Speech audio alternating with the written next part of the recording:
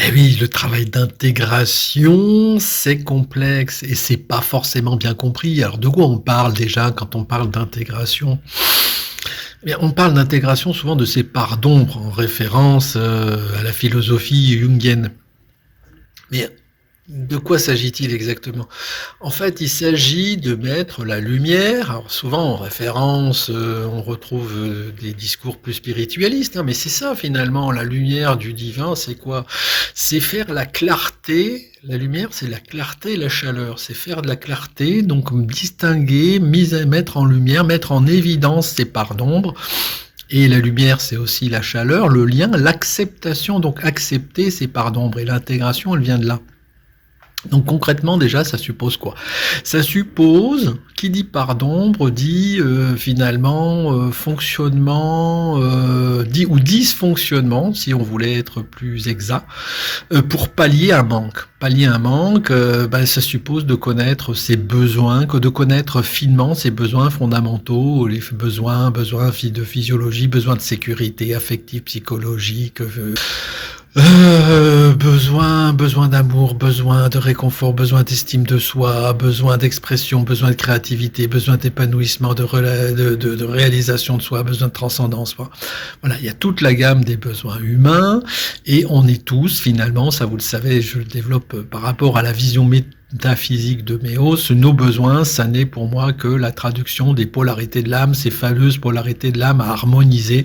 C'est ça finalement le côté mission de vie, ça c'est pour donner un petit peu la coloration spirituelle, mais il n'en reste pas moins qu'on a tous des besoins fondamentaux, même si on ne veut pas aborder ça sous l'angle spirituel, on a tous des besoins fondamentaux à traiter, à nourrir. Et le problème, c'est que le plus souvent, eh bien, en écho à des blessures du passé, finalement, on ressent des émotions qui vont stigmatiser ce besoin qui n'est pas nourri.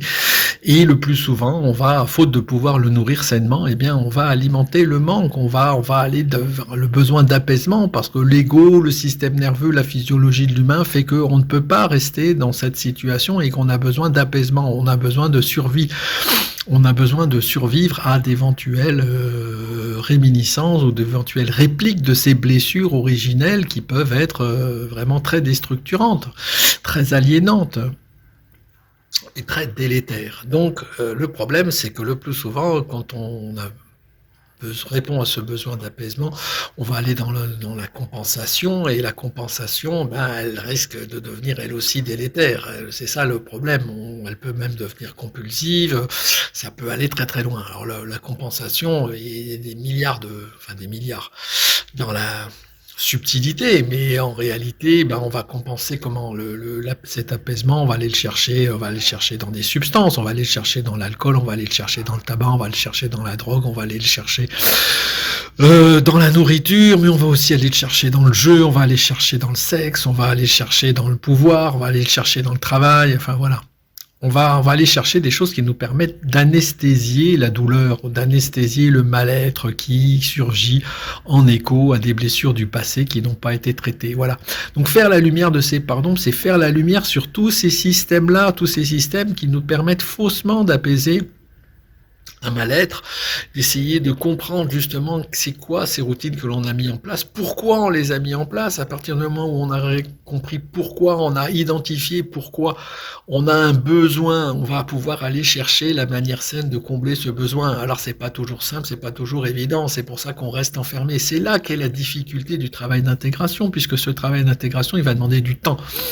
Puisqu'on passe pas comme ça, on a un système nerveux. On a une physiologie, un système nerveux qui lui va demander à être apaisé. Et si du jour au lendemain, effectivement, si on part sur les trucs les plus basiques, la clope, l'alcool, la bouffe, voilà, du jour au lendemain, on va avoir du mal à se tourner vers autre chose. Donc c'est là qu'est toute la difficulté du travail d'intégration. Il faut comprendre que l'intégration, pour moi, il y a 3 piliers.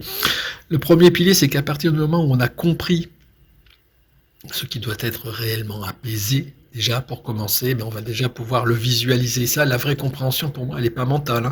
La véritable compréhension, c'est outre le déclic, c'est que ça doit venir de là. C'est qu'à un moment donné, on dit ah ouais, voilà ce qui me ferait vraiment du bien. Voilà ce dont j'aurais véritablement besoin.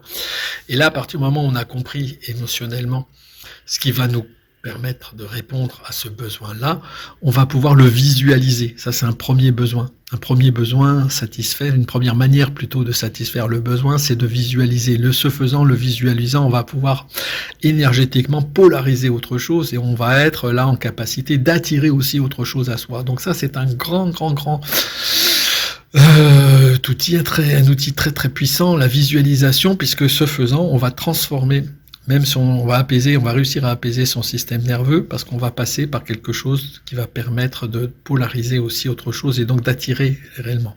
Maintenant, ça se fait pas, ça se suffit pas à soi-même, parce que le système nerveux, il a besoin parfois, lorsque l'environnement est véritablement complexe dans la carence. Il y a des carences qui sont faciles, il y a des besoins qui sont simples à combler, puis il y en a qui sont pas simples à combler, il y en a qui ne dépendent pas que nous. Quand on est dans le cas de la carence affective, tu peux savoir que finalement ce dont tu as besoin, c'est d'avoir une relation amoureuse, déjà, si t'en as pas, d'avoir une relation amoureuse qui soit saine, et pas avoir une relation amoureuse qui soit choisie pour t'aider à rentrer dans tes systèmes de compulsion et qui soit la relation idéale parce qu'elle te permet de rester dans cette nourriture du manque. Mais c'est une relation saine, une relation qui peut te permettre d'alimenter sainement ton besoin. Ça vient pas comme ça du jour au lendemain. Donc on a vu avec la visualisation, tu as tout un mindset, tu as tout un état d'être que tu vas cultiver qui va te permettre de polariser ça. Mais si tu as compensé ça tu peux pas l'avoir du jour au lendemain. Et à un moment donné, si t'arrêtes pas de fumer, de boire comme ça du jour au lendemain, si c'est excessif, si te faut ta bouteille par jour, du jour au lendemain, tous les addictologues d'ailleurs le savent. La coupure nette, ne peut pas se faire comme ça. Il y a un moyen de substitution à trouver. Et donc là où ça va passer par trouver des moyens de substitution pour pouvoir apaiser ton système nerveux. Et ça va passer aussi par le fait d'accepter en douceur que parfois faut être très humble, parfois tu vas craquer, parfois tu vas continuer, mais le fait même déjà d'avoir pris conscience que c'est autre chose et d'avoir bien intégré, d'avoir bien éclairé cette part d'ombre et de dire ok, mais maintenant c'est au revoir, maintenant je vais vers autre chose, j'ai vraiment envie d'autre chose, de ressentir viscéralement ce dont tu as besoin, etc. Ça va t'aider d'être dans autre chose et c'est pas parce que tu vas craquer que ça va annuler l'effet polarisant de cette autre chose qui t'appelle et que tu attends et qui est déjà là quelque part d'un point de vue métaphysique, d'un point de vue universel, hors espace, c'est déjà là. C'est simplement qu'à un moment donné, c'est pas toujours simple. Voilà. Donc c'était pour expliquer que l'intégration, c'est un mécanisme complexe, c'est un mécanisme qui peut se faire en 3 paliers. Il y a la visualisation, il y a le fait de trouver des moyens de compensation pour compenser nos compensations les plus délétères. Si je vais donner encore d'autres exemples, par exemple, au lieu de te jeter sur un verre d'alcool, etc., c'est peut-être te prendre un bon bain chaud. Mine de rien, un bon bain chaud, ça peut être, alors si on est dans le cadre de la carence affective, typiquement, ce genre de choses, de prendre bien soin de son corps, ça peut aider, ça peut amener à quelque chose, ça peut peut-être être se faire une toile de ciné. Je sais bien que c'est pas simple, parce que tu vas dire se faire une toile, la place de ciné à 15 balles, c'est le prix d'une bouteille, ou c'est le prix d'un paquet de clopes, quasiment, c'est même plus cher, et puis ça dure qu'1 heure. Je sais que tout ça, c'est pas simple. Je sais que c'est pour ça aussi qu'il faut éviter d'en arriver à des extrêmes dans nos systèmes compensatoires qui font que là, pour juste sauvegarder sa santé, du jour au lendemain, t'es obligé de tout arrêter. Là, ça devient très, très, très, très, très dur, hein. Donc, c'est pour ça qu'avant qu'il ne soit trop tard, il est pas mal de prendre conscience de soi. Ça, c'est ce travail d'introspection, de travail sur les besoins, je le répète, c'est mon cheval de bataille. Identifier, travailler sur ses besoins pour les identifier très finement, pour pouvoir mettre en place avec soi-même un plan d'action basé sur la visualisation à partir du moment où tu auras bien ressenti tout ça. Bon, voilà, j'en dis pas plus. Il y a pas mal d'infographies qui parlent de ça. Et puis, on peut en parler en one-to-one, comme on dit, dans les milieux autorisés, si tu le souhaites. Voilà, à très vite.